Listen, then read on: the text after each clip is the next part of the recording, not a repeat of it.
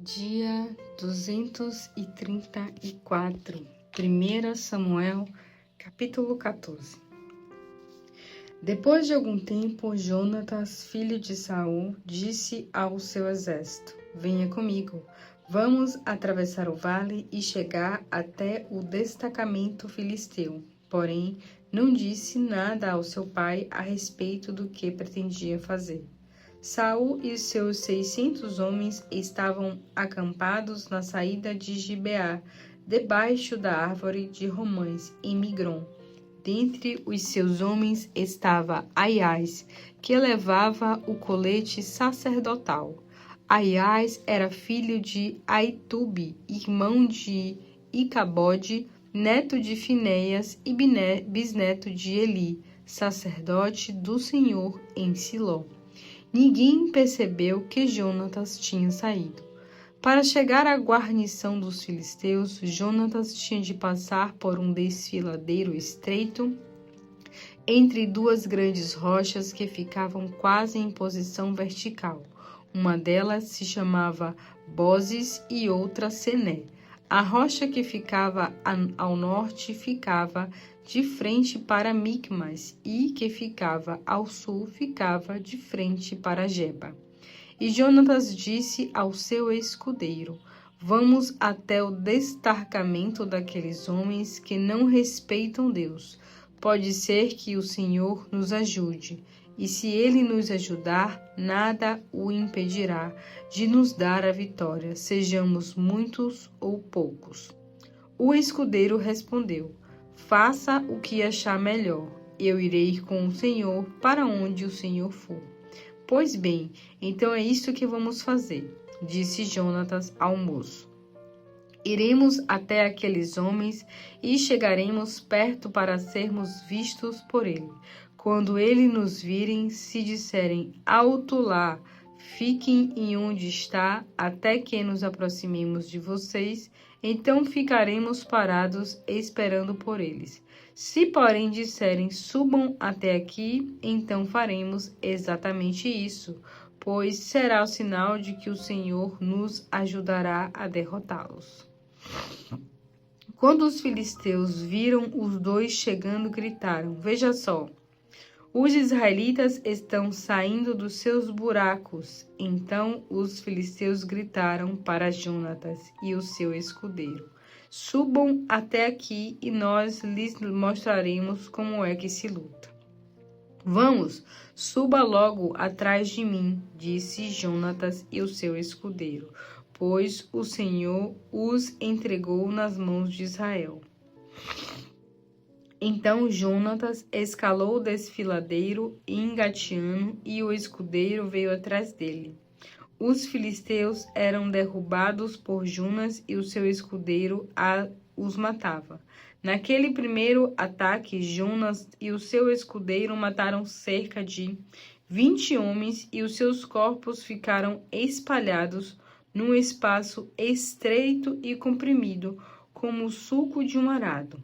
Então houve pânico no acampamento, no campo e em todo o povo. A guarnição e mesmo as tropas de ataque temeram de medo. E houve um temor de terra que veio aumentar ainda mais o terror.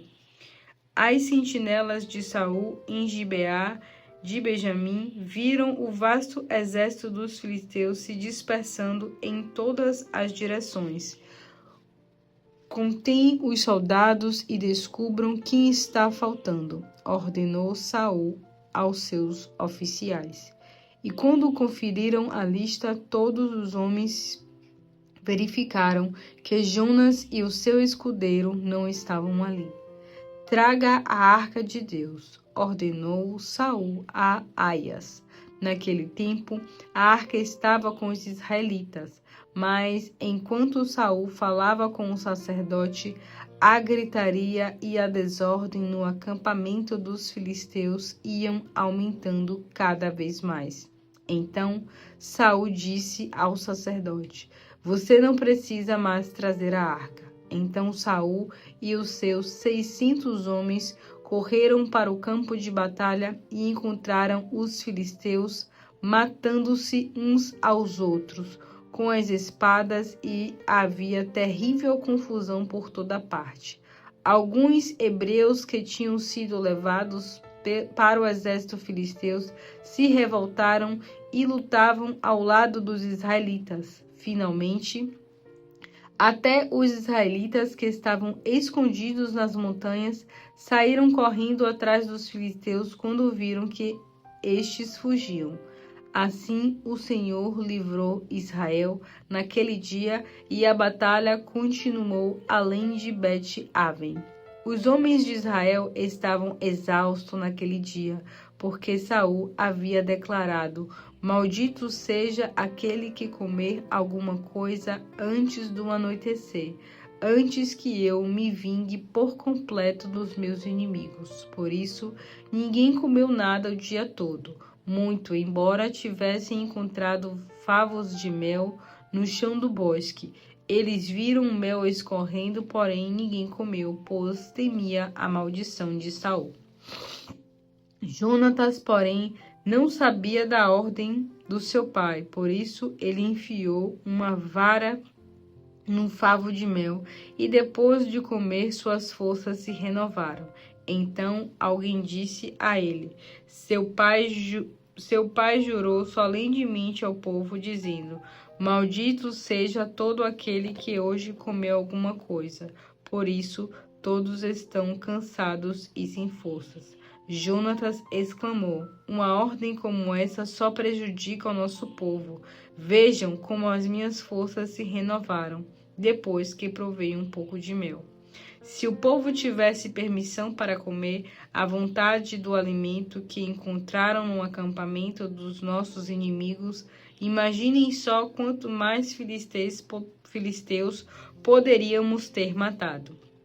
Naquele dia, os israelitas derrotaram os filisteus desde Micmas até Ajalon, e assim ficaram completamente esgotados. Por isso, eles recolheram os despojos da batalha, mataram as ovelhas, os bois e os bezerros, e comeram a carne crua com sangue.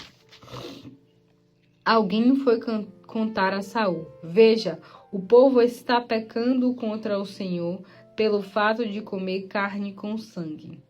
Saul disse: Vocês foram infiéis. Rolem para cá uma grande pedra e espalhe-se entre os soldados, e digam-lhes: Tragam os seus bois e suas ovelhas aqui e abatam-nos, e comam, e não pequem contra o Senhor comendo com sangue. Foi isso que eles fizeram. Cada um levou seu boi naquela noite e o abateu ali. Então Saul construiu um altar para o Senhor, o primeiro que ele construiu. Depois Saul disse: Desçamos à noite atrás dos filisteus e vamos saquear tudo deles e destruir até o último deles. Os seus homens responderam: Faça o que achar melhor. O sacerdote, porém, disse: Primeiro vamos consultar Deus. Então Saul perguntou a Deus: Devo ir atrás dos filisteus? O Senhor nos ajudará a derrotá-los? Porém, passou a noite toda sem que o Senhor respondesse. Saul disse então: Vocês líderes, venham para cá. Alguma coisa está errada. Descubram que pecado foi cometido hoje. Dou a minha palavra de honra pelo nome do Senhor que salvou Israel, que ainda que o culpado seja meu próprio filho Jonatas, certamente ele morrerá. Mas ninguém teve coragem de dizer ao rei qual era o problema. Então Saul disse a todos os israelitas: Jonatas e eu ficaremos aqui, e todos vocês ficarão lá. E eles responderam: Faça o que achar melhor. Então Saul orou ao Senhor, o Deus de Israel: O que está errado? Acaso Jonatas e eu somos culpados, ou o pecado está com os outros? O Senhor, ó Senhor Deus, mostre-nos quem é o culpado. E Saul e Jonas foram escolhidos por sorteio como sendo os culpados, e o povo foi declarado inocente. Então Saul disse: Agora tirem a sorte entre mim e meu filho Jonatas. E Jonatas foi escolhido como culpado. Diga-me, o que você fez? Saul ordenou a Jonatas. Eu provei um pouco de mel, confessou Jonatas. Foi só um pouquinho, na ponta da minha vara, por isso eu estou pronto para morrer. Sim, Jonatas, disse Saul, você deve morrer. Que Deus me castigue se você não for morto por isso. Mas os soldados não gostaram nada da ideia e disseram a Saul: será que Jonatas deve morrer? Ele que hoje trouxe esta grande libertação a Israel? Isso não vai acontecer. Tão certo como o Senhor vive, não se tocará nem mesmo no fio de cabelo de sua cabeça, pois o que ele fez hoje foi com a ajuda de Deus. E assim o povo salvou Jonas da morte. Então Saul deixou de perseguir os filisteus e eles voltaram para sua terra. Tendo Saul assumido o reinado de Israel, lutou contra todos os povos vizinhos, ou seja, contra Moabe, Amon, Edom, contra os reis de Zoba e os filisteus. E para onde quer que Saul se dirigia, ele saía vitorioso. Saul lutou corajosamente e conquistou os amalequitas e libertou Israel de todos aqueles que os saqueavam. Saul tinha 3 filhos, Jonatas, Isvi e Malquizua, e 2 filhas, Merabe e a filha mais velha, Mical, a mais nova. A mulher de Saul se chamava Ainoã, filha de Aiamás. O nome do comandante do seu exército era Abner, filho de Ner, tio de Saul. Ner, o pai de Abner, e Quis, o pai de Saul, eram irmãos. Ambos eram filhos de Abiel. Os israelitas viveram em luta constante com os filisteus durante a vida de Saul. E sempre que Saul via um jovem corajoso e forte, ele convocava para o seu exército. Romanos, capítulo 12. Portanto, queridos irmãos, eu apelo pela misericórdia de Deus que vocês ofereçam seus corpos a Deus, que eles sejam um sacrifício vivo, santo e agradável a Deus. Esta é a verdadeira adoração que vocês devem oferecer a Deus. Não imitem a conduta e o costume desse mundo, mas seja cada uma pessoa nova e diferente, mostrando uma saída à renovação em tudo quanto fez e pensa. E assim vocês aprenderão de experiência própria a boa, agradável e perfeita vontade de Deus. Amém. Aleluia. Como mensageiros de Deus, digo a cada um de vocês, sejam honestos na avaliação de si mesmo, medindo seu próprio valor pela quantidade da fé que Deus lhe concedeu. Pois, tal como existem muitos membros em nosso corpo, e esses membros têm um trabalho diferente a executar, assim também é como o corpo de Cristo. Todos nós somos parte dele e cada um de nós é necessário para fazê-lo completo. Assim, pertencemos uns aos outros e cada um está ligado a todos os demais. Deus deu a cada um de nós dons de fazer bem determinadas coisas, de acordo com a sua graça. Assim, se Deus deu a você o dom de profetizar, então profetize, de acordo com a proporção de sua fé. Se tiver o dom de prestar serviço a outros, então sirva bem. Se alguém tem um dom de ensinar, ensine. Se é de animar aos outros, então anime. Se Deus lhe deu o dom de contribuir, ajude os outros com generosidade.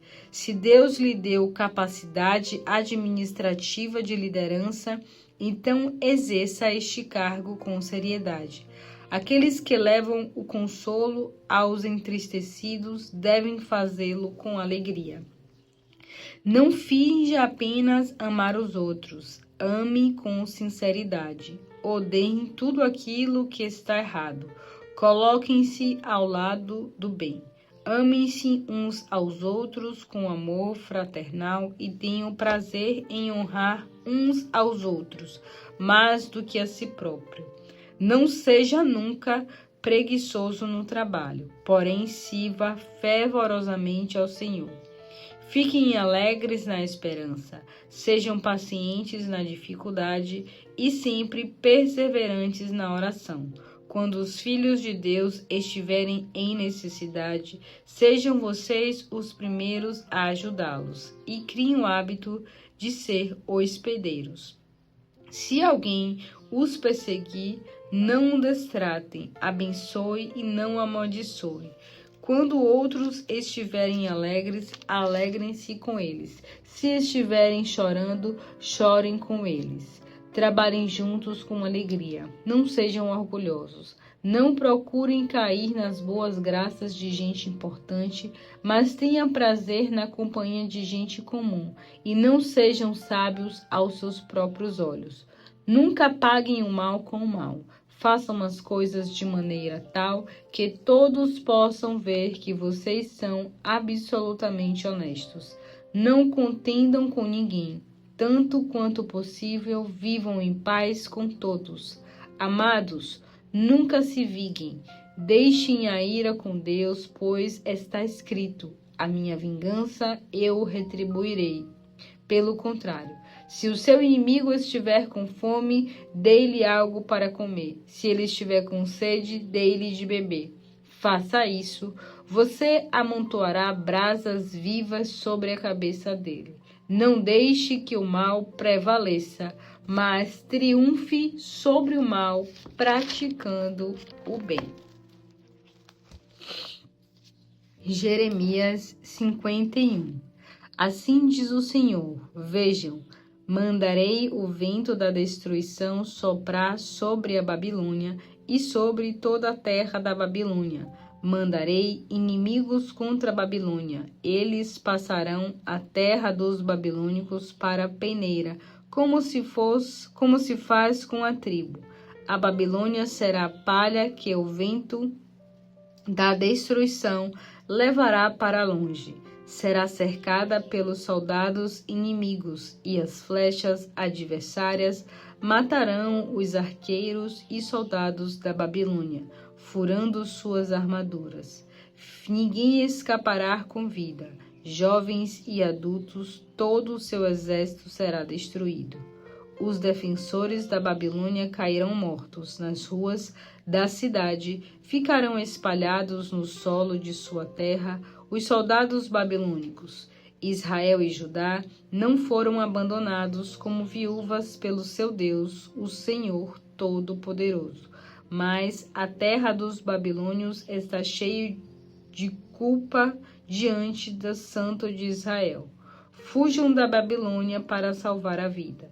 Não fiquem dentro da cidade, pois aí serão castigados pelos pecados que a Babilônia cometeu. Chegou o tempo da vingança do Senhor, ele dará à Babilônia o castigo merecido. A Babilônia foi como uma taça de outros nas mãos do Senhor. Nela as nações beberam o vinho da ira de Deus e foram destruídas. Mas agora, de repente, chegou a vez da Babilônia ficar arruinada. Chorem por ela. Procurem remédios para curar suas feridas. Talvez ela ainda possa ser curada. Bem, tentamos curar a Babilônia, mas não houve cura para a sua doença. Estrangeiros, saiam desta cidade. Fuja, cada um para o seu próprio país. Os crimes da Babilônia são tão grandes que o castigo de Deus vai cair do céu sobre ela. Eleve-se tão alto quanto as nuvens. O Senhor está vingando o nosso sofrimento. Está fazendo justiça. Venham a Jerusalém. Anunciem o que o Senhor, o nosso Deus, fez. Afiem as pontas das flechas. Preparem os escudos. O Senhor colocou no coração dos reis dos medos um forte desejo a atacar a Babilônia. Eles desejam destruir a cidade. Assim o Senhor vai executar sua vingança pela destruição do seu templo. Coloquem no topo do mastro a bandeira que indica o ataque à Babilônia.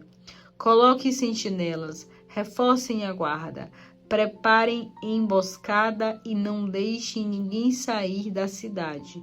O Senhor realizou tudo o que tinha prometido a respeito da Babilônia.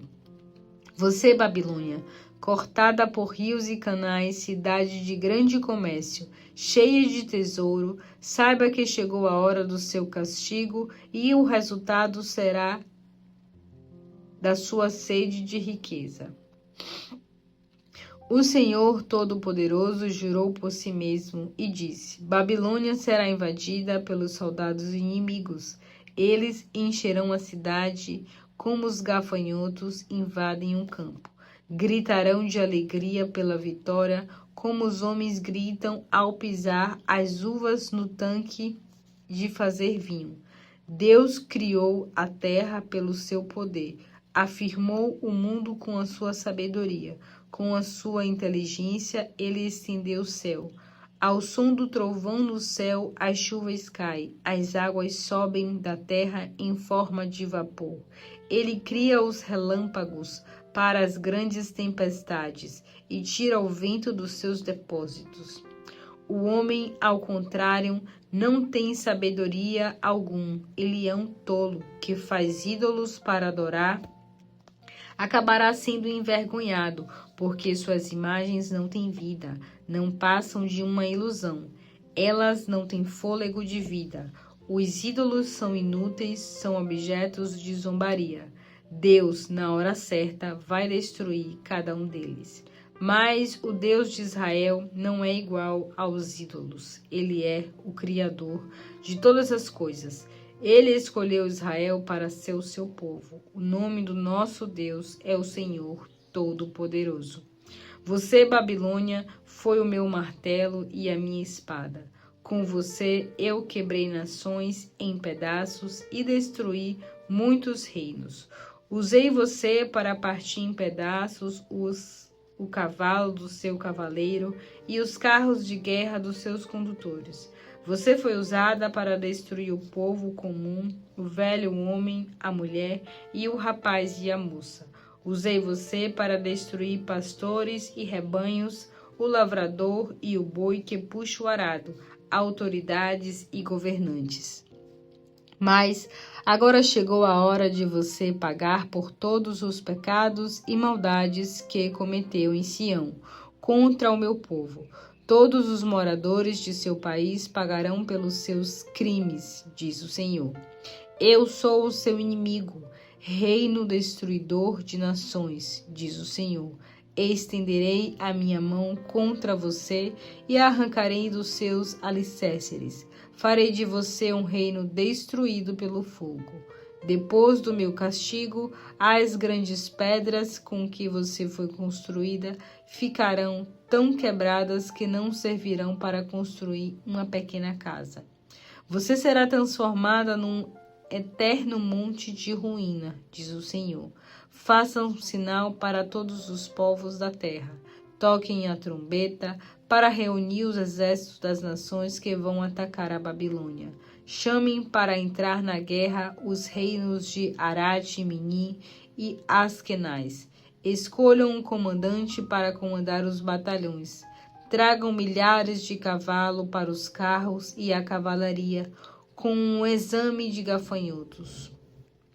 Reúnam contra ele os exércitos dos reis da Média com seus governadores. Venham as pequenas nações com seus governadores e oficiais indicados pelo rei da Média. A terra treme e se agita de dor, porque os planos do Senhor contra a Babilônia continuam inalterados. A Babilônia será destruída e se transformará num lugar deserto onde nunca mais ninguém viverá. Os soldados mais valentes da Babilônia abandonarão a luta e se esconderão nas fortalezas. Perderam a coragem, estão fracos e medrosos como mulheres. Os inimigos arrombam os portões da cidade e incendiaram as casas. E de toda parte mensageiros correm velozmente para anunciar ao rei da Babilônia a capital do seu império está completamente dominada pelo inimigo. Eles avisam que é impossível fugir pelos canais mais rasos do rio Eufrates, porque foram tomados pelos inimigos. As fortalezas que defendem a cidade estão em chamas. Os soldados fogem de suas posições, apavorados. Assim diz o Senhor Todo-Poderoso, o Deus de Israel: o que estou fazendo agora com a Babilônia é apenas preparar um terreiro plano para separar o trigo da palha. Em breve, essa separação será iniciada, quando chegar o tempo da colheita. Os judeus escravos na Babilônia reclamam dizendo: Nabucodonosor, rei da Babilônia, nos devorou, nos esmagou e nos deixou sem forças. Ele nos engoliu como um monstro, matou sua fome com nossas riquezas e então nos vomitou. Tomara que as maldades que a Babilônia fez a Judá sejam devolvidas uma por uma. Tomara que o sangue dos judeus mortos seja vingado com o sangue dos moradores da Babilônia, diz Jerusalém. Por isso, assim diz o Senhor: veja, eu cuidarei do seu caso, eu serei o seu advogado e envigarei o sofrimento pelo qual vocês passaram. Secarei o rio Eufrates, deixarei vazias fontes de água e transformarei a Babilônia num montão de ruínas. Ela servirá apenas para tocas de chacais. Será motivo de pavor e zombaria em toda parte. Ficará abandonada para sempre. Quando se reúnem para grandes festas e bebem demais, os babilônios são fortes e valentes como leões. Quando estiverem entusiasmados de tanto vinho, preparei para eles outro tipo de festa. Eles beberão o vinho do meu julgamento, até caírem em um sono eterno, do qual nunca acordarão, diz o Senhor. Eu os levarei para o matadouro como os carneiros e bodes. Sesaque, grande cidade, o orgulho da terra, vai ser conquistada e destruída de surpresa. Como isso acontecerá à Babilônia? O mundo mau pode acreditar na queda da Babilônia. O mar invadiu a Babilônia, a cidade foi coberta pelas ondas agitadas. Todas as cidades dos babilônios foram destruídas, ficaram vazias e desertas, sem um único morador. Nem mesmo os visitantes passam por elas. Castigarei Abel, o deus da Babilônia, arrancarei a sua boca tudo o que devorou. Nunca mais outros povos virão à Babilônia para adorar esse falso Deus. O muro da cidade cairá. Meu povo, saia depressa da Babilônia. Vamos, fujam do calor da ira do Senhor. Não fiquem com medo quando ouvirem as primeiras notícias sobre a invasão. Surgirão boatos num ano, outros boatos no ano seguinte, e depois acontecerá uma série de lutas entre os governantes da Babilônia.